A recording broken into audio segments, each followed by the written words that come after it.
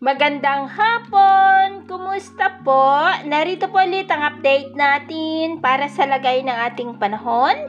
Ngayong hapon po ng December 8, 2025. Sa ngayon po ay iba't ibang weather system ang nakakaapekto pa rin dito sa ating bansa. Hanging amihan at shear line ang nakakaapekto ngayon sa malaking bahagi ng Luzon, lalo na sa silangan. Habang ang easterlies naman ay nakakaapekto lalo sa silangan ng Visayas at Mindanao. Ang LPA naman o dating bagyong Wilma ay nandyan na po ngayon sa may West Philippine Sea, papalayo na po.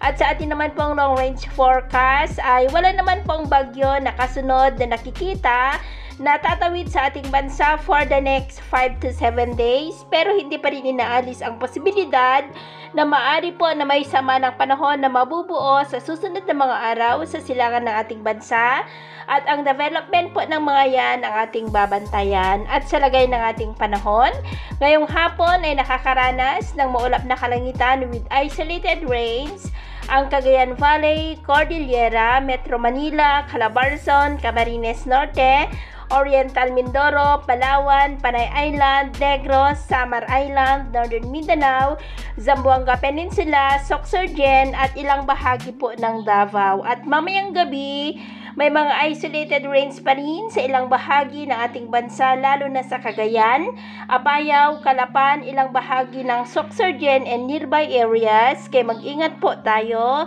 sa mga banta pa rin ng mga pagbaha at pagguho ng lupa.